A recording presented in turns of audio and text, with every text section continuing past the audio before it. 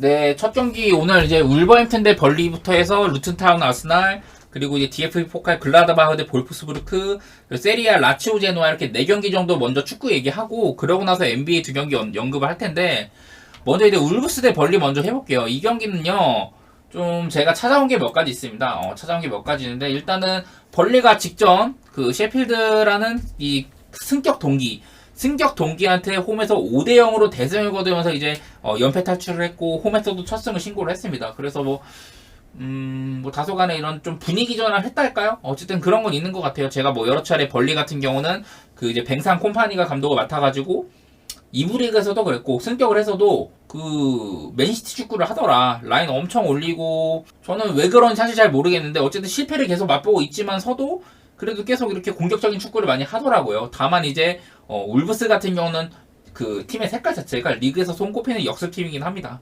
전방 자원들의 기동력도 좋고 개인력도 좋은 편이고, 요즘에 황희찬 선수의 기량이 아주 많이 올라왔다, 이런 것들은 다들 알만하죠. 울브스 경기에서 눈에 띄는 거는 이제 네베스를 내보낸 다음에 마땅히 이제 좀 링커 역할이 부족하다는 점인 것 같아요. 그러니까 그런 원활하게 이제 역습을 전개하려면은 이제 좋은 패스가 나와주고, 좀 전방에 볼 전개가 잘 돼가지고 그런 속도감을 살릴 수 있는 공격을 할 수 있게 팀이 좀 도와줘야 되는데, 그런 부분들이 좀 눈에 많이 안 보여요. 제 개인적으로는 그래요. 한창 이제 울버햄튼이 잘 나갔을 때에 비하면은 그런 부분에서 아쉬움이 있더라, 뭐 이런 거는 제 개인적인 의견이고, 이제 조금 데이터적인 부분을 언급을 하려면요, 양팀의 맞대결도 그렇고, 그 맞대결로요 봤을 때는 울버햄튼이 분명 지난 몇 년 동안은 벌리 상대로는 좀 이제 우위에 있다고 볼 수 있는 그런 클럽이잖아요. 클럽의 규모도 그렇고 여러 가지 면에서. 근데 얘네들의 맞대결을 보면은 최근에 이제 클럽 친선 이거는 빼놓고, 친선 경기 빼놓고 보면은 벌리가 울브스 상대로 4승 3무예요. 보시다 하나 둘 세 개 3승 했었고, 무승부 이렇게 2번 있었고, 3승 2무에 3승 3무, 4승 3무, 이렇게 최근 7경기 동안 벌리가 울버햄튼한테 한 4년 정도로 패한 적이 없었다. 4승 3무다. 그리고 심지어 챔피언십까지 포함을 하면은 최대 한번 뭐 챔십 때 이렇게 이긴 적이 있긴 있습니다. 울버햄튼이나 이렇게 챔피언십을 포함을 했을 때는 여기까지 있죠. 2012년 여기까지 울버햄튼한테 딱 한 번 졌고 6승 5무 1패로 벌리가 크게 우위다, 이런 게 보입니다. 그리고 또 울버햄튼의 경우는요, 최근 한 5차례 경기 동안 강등권 팀들, 지금 리그 테이블 상으로 강등권이 에버튼, 벌리, 셰필드 이렇게 있잖아요. 그러니까 벌리도 강등권 팀에 속하는 건데, 리그 테이블 상으로 강등권 팀들한테 울버햄튼이 최근 강등권과 5번 맞붙었을 때 3무 2패로 좀 약했어요, 강등권한테. 그러니까 그런 뭐 이런 지표상으로는 울버햄튼이 다소간 좀 불안하다, 이런 모습은 있습니다. 근데 이거보다 더 중요한 지표들이 몇 개 있는데, 사실 저는 이런 거를 많이 믿는 편은 아닌데, 그냥 제가 분석하다가 보니까 하도 다룰 게 없다 보니까 나온 건데, 두 팀 다요 주중 경기잖아요. 이게 그러니까 그 주말 경기가 아니라 주중 경기인데, 양 팀 다 주중 경기에 꽤나 강점이 있는 편이더라. 일단 울버햄튼의 경우는요, 지금 현지 시간으로 이제 화요일 경기가 될 텐데, 화요일 경기에 최근 한 3년인가 뭐 하여튼 뭐 자세히 모르겠어. 최근 화요일 경기에서 7승 3무 9패, 특정 요일 중에, 그러니까 이 친구들이 뭐 화요일날 경기할 때도 있을 거고, 수요일이나 목요일 이럴 때 경기를 한 날도 있을 건데, 울버햄튼이 특정 요일 중에 가장 높은 승률을 보였던 게 화요일이라고 해요. 화요일날 7승 3무 9패로 승률이 36.8%, 뭐 그렇게 겉보기엔 높은 게 아닐 수도 있는데, 이런 중위권팀 치고는 높은 승률인 것 같습니다.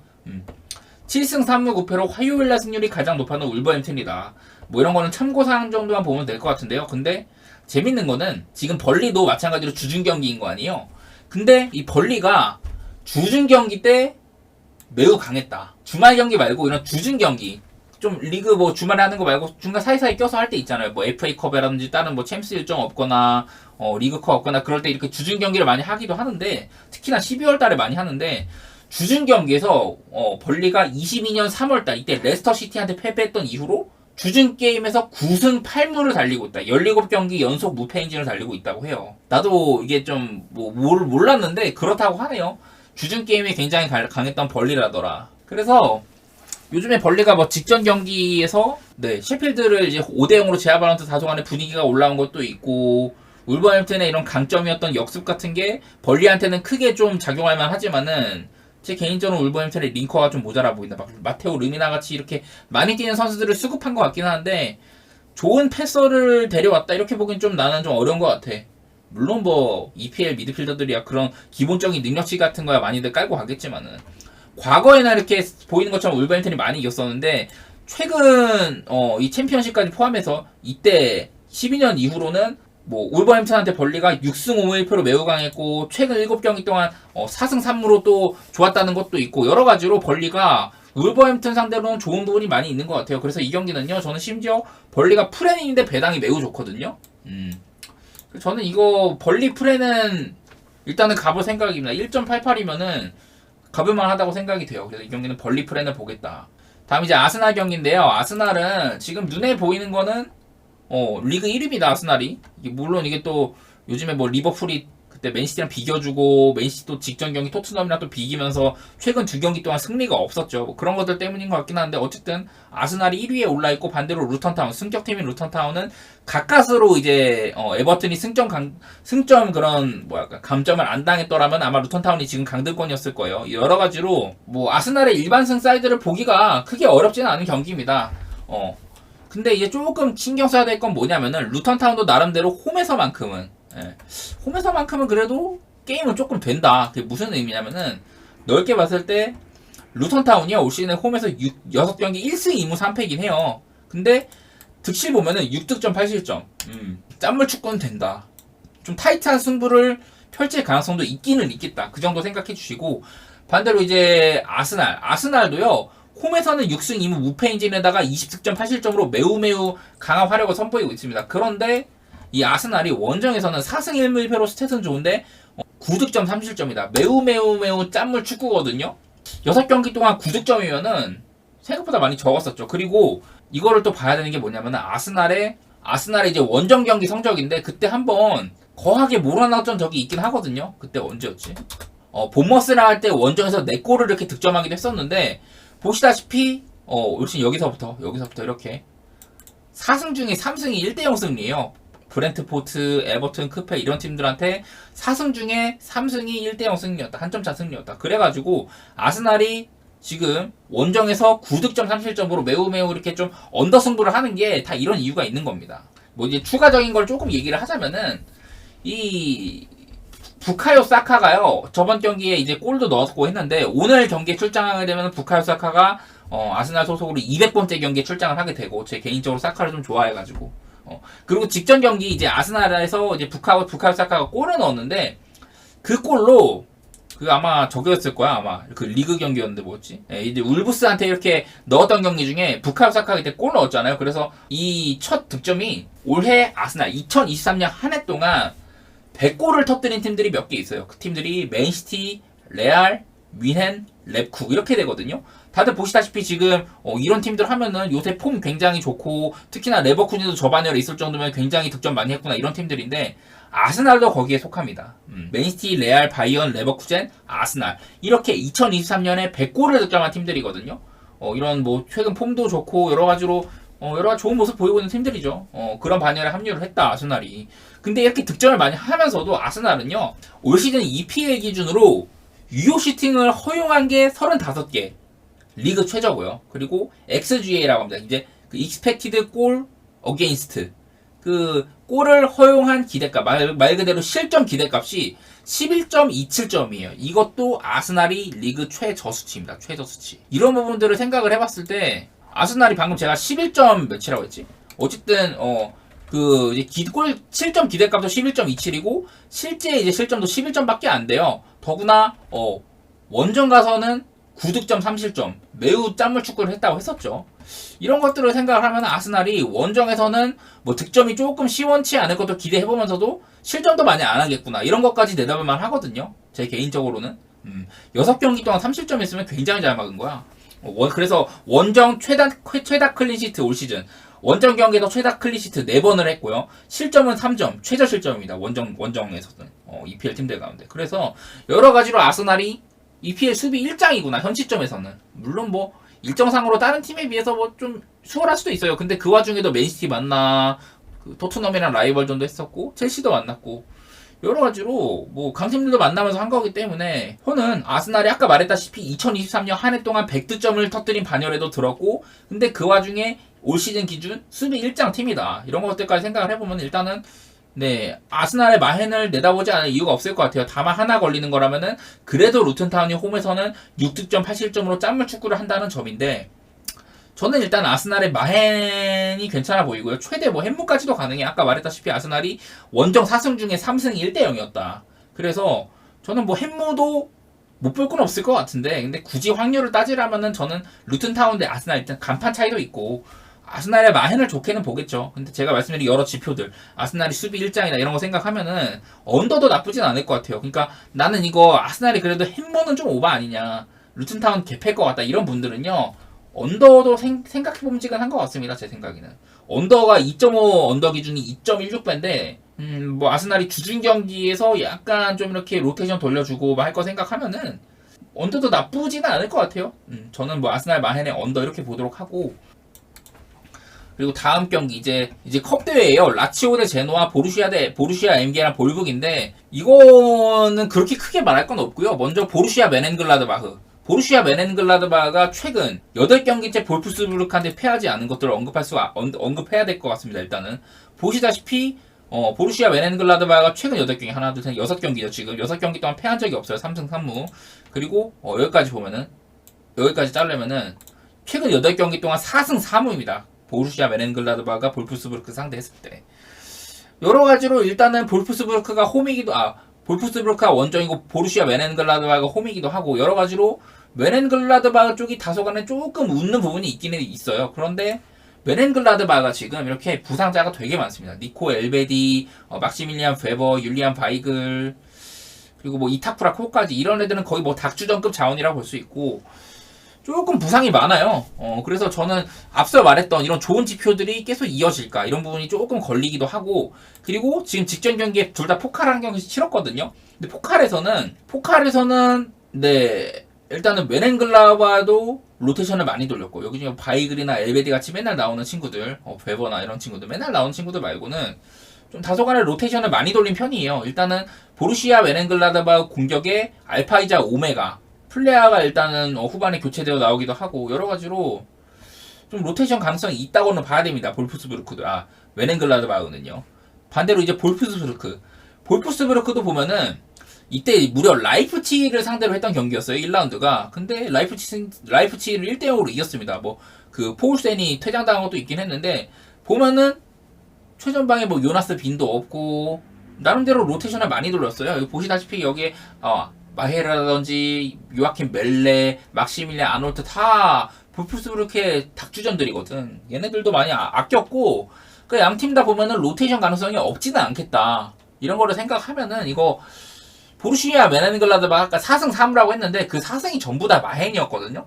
저는 이 경기 그래서 보루시아 메넨글라드바흐 뭐 일반성도 있기는 해요. 뭐 1.85로 괜찮은데 그냥 노릴 거면은 고배당 노릴 게 맞는 것 같고 마헨이나 무승부 중에 뭐 가지 이렇게 생각을 했는데 근데 지금 메넨글라드바흐의 결장이 저렇다고 한다면은 저는 마헨보다는 그냥 무승부 보는 게 낫지 않나? 일단 그런 생각을 해봅니다. 저는 뭐 이거 컵 대회는 그렇게 많은 리스크 있는 베팅은 안 할 것 같고요. 왜냐면 뭐 서로 잃는 게 그렇게 크지 않기 때문에 그 로테이션 가능성도 생각을 해야 되고 저는 볼프스부르크와 보루시아 메넨글라드바흐 경기는 그렇게 뭐 많은 투자는 안 하겠지만은 메넨글라드바흐의 승이나 무승부를 보는 와중에 뭐 일반승이 맛없기도 하고 그냥 무승부 정도 찔러보고 말 것 같아요. 그리고 라치오도 비슷해요. 라치오도 이제 제노아는 제가 코파 이탈리아 1라운드를 치렀고 라치오는 안 치렀어요. 이거는 리그 그 순위상으로 이제 2점이 있어가지고 그런 건데 제가 이 경기에서 가져오려고 하는 거는 네 그 직전 경기거든요. 이게 직전 경기에 제노아가 하브리그 팀, 이게 팀이 어디더라? 레지아나라는 팀을 상대로 얼마나 이제 좀 로테이션을 돌렸냐 이건데 단적으로 이제 지금 화면에 나오는 게 올 시즌 제노아에서 출전 시간입니다. 리그 출전 시간인데 드라구신, 프레드루, 뭐 호셈 마르티네즈, 그리고 구두문소 얘네들이 다 안 나왔습니다. 보시다시피 라벨리도 안 탑5가 안 나왔네. 탑5가 골키퍼도 로테이션, 구두문소도 안 나왔었고 뭐 수비에 드라구신도 없고요. 전체적으로 제노아도 코파에서 로테이션 많이 돌렸습니다. 1라운드 때는 뭐 그래도 여차저차했고 이기고 올라왔고 그래서 일단은 제노아도 코파에서 라치오 상대 원정이면은 로테이션을 돌릴 수도 있겠다. 일단은 그런 생각이 들고 그리고 이제 작년에 라치오가 코파 1라운드를 치렀을 때 어땠냐 이건데요. 이때 아마 라치오는 토너먼트부터 아마 시작을 했을 거예요. 근데 그때 보니까 라치오는 그렇게 로테이션 많이 안 돌렸습니다. 예. 이때 당시 루카스 레이바면 아마 로테라고 보는 게 맞을 것 같고, 뭐 임모빌레 대신에 무리키 쓴 것도 있고, 사이드백 히사이 뭐 이런 건 별로 안 중요하네. 어쨌든 라치오는 그래도 꽤나 많이 꾸렸어요. 주전급들 자원으로. 이게 또 상대가 우디네세 세리아 팀 상대다 보니까 그런 것 같은데, 그래도 라치오가 물론 로테이션 가능성이 있긴 하지만은 제노아 상대로 홈이기도 하고, 네, 그래도 1부 리그 대접은 해줄 것 같거든요. 좀 주전 좀 쓰지 않을까 일단 그렇게 생각을 하고 있습니다. 저는. 그래서 서로 이렇게 주전으로 나선다. 뭐 제노아도 어느 정도 신경은 쓰겠죠. 그렇게 나오면은 그래도 제노아 승보다는 라치오 쪽 보는 게 맞지 않나. 일단 라치오 일반 승배당이 1.61밖에 안 되고 별로 맛있지는 않아요. 그리고 이 경기도 라치오가 그 우디네세 세리아 팀 상대로 좀 뭐 라인업을 이렇게 신경 쓰긴 했지만은 결국에는요 이게 득점이 106분. 그러니까 무승부. 정규 시간에 무승부였고 연장전에서 골이 나온 거거든요. 그래서 무승부 가능성도 없지는 않겠다. 그래서 오늘 뭐 이렇게 컵 대회들 라치오 경기라든지 보루시아 메넨글라바 경기는 그냥 좀 소액으로 임할 것 같습니다. 소액으로. 예, 뭐 무승부 찔러본다든지 그런 식으로요. 자, 이 미러키 대 뉴욕은요, 제가 밑에 적어놓은 것처럼 맞대결이 가장 눈에 들어오더라고. 일단은 양 팀 다 미러키도 그렇고 뉴욕도 그렇고 아주 큰 그런 결장은 없습니다.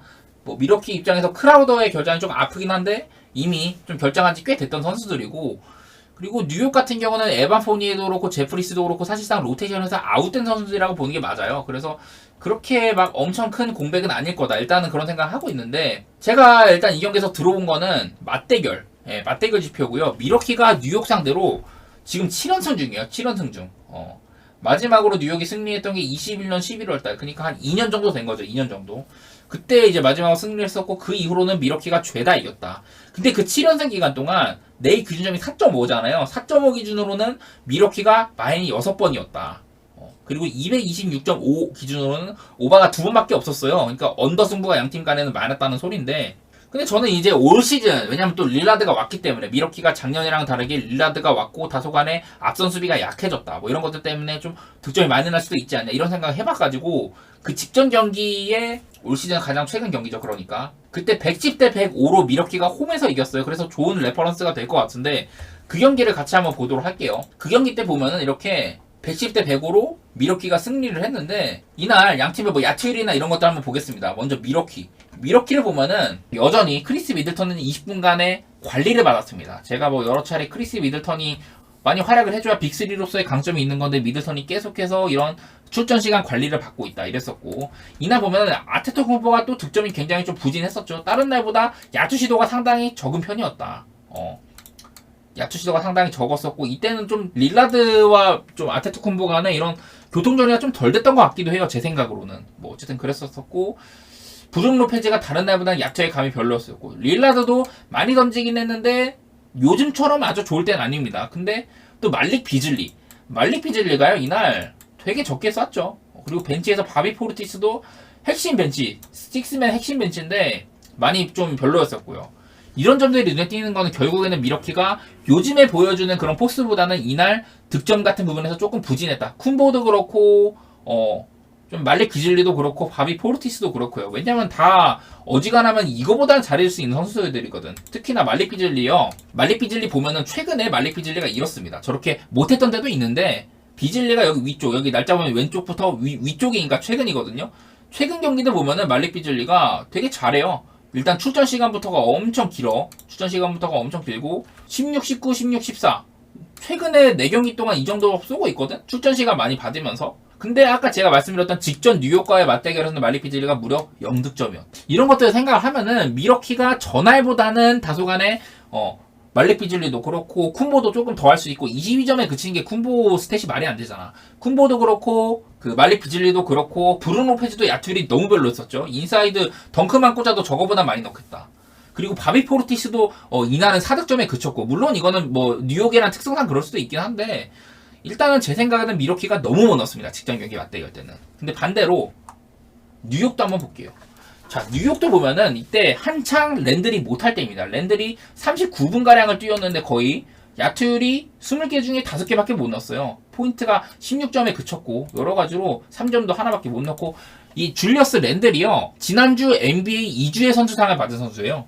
지난주 NBA 2주의 선수상을 아마 디에런 팍스랑 랜들이 받은 걸로 알고 있는데 그만큼 요즘에 랜들은 되게 잘합니다. 랜들이 평균적으로 25득점 가량에다가 리바운드가 13개인가 그렇고 어시스트가 7개인가 8개야. 그 정도로 랜들이 요새 잘하고 있는데 지난번보단 잘하지 않겠냐. 일단 이런 생각이 있고요. 이날 보면 또 미첼 로빈슨도 골 밑에서 되게 못했고 리바운드는 잘 따. 오펜이랑 잘 땄는데 마무리는 별로였어요. 그리고 조시아트가 이때 무려 이제 또 RJ 바렛이 안 나왔던 경기인데 RJ 바렛이 없는 경기에서 조시아트가 나와서 이렇게 별로 못했다. 우리가 일반적으로 RJ 바렛 같으면 제가 여러 차례 뉴욕의 볼륨을 채워줄 수 있는 자원이라고 많이 얘기를 했던 것 같은데 일단 이날 RJ 바렛이 없었고 내일은 뭐 바렛이 따로 부상한다는 소식은 없습니다. 대신에 퀸튼 그라임스가 어느 정도 잘하긴 했어요. 바렛이 못 채워준 부분을 그라임스가 이날 이렇게 잘 터져갖고 좀 해줬다고 볼 수는 있는데 그리고 무엇보다도 브런슨이 개 터진 날이었다. 이런 것들을 생각하면 뉴욕은 뭐 저번이랑 비슷하지 않을까? 그런 생각을 할 수도 있어요. 다른 선수들이 조금 잘해도 그래도 저번에 브런슨이 잘했던 것 이만큼 45점 했던 것보다는 조금 빠지겠지. 이런 생각을 할 수는 있는데 어쨌든 제가 생각했을 때는 직접 맞대결 때는 양 팀이 215점 승부를 했단 말이에요. 근데 아까 말했다시피 뭐 비줄리도 그렇고 쿤보도 그렇고 바비 포르티스도 그렇고 또 누구야? 브룩 로페즈도 그렇고 뉴욕에서는 랜들이 충분히 지난번에 이 처참했던 20개 중에 5개 꼴이 이날보다는 더 해줄 수 있을 것 같고 조시아트 대신에 나올 뭐 RJ 바렛이라든지 뭐 그런 친구들이 저번보다는 많이 넣어주지 않을까. 그런 생각이 있긴 있어요. 근데 뭐 양팀의 그런 뭐랄까 이런 특성상으로 경기 운영상으로 뉴욕 같은 경우는요 상대의 야투를 최대한 저지를 하는 편이에요. 리그에서 상대의 야투 시도를 여기 오른쪽 보시면은 상대의 야투 시도를 84.3번으로 제한하고 있다.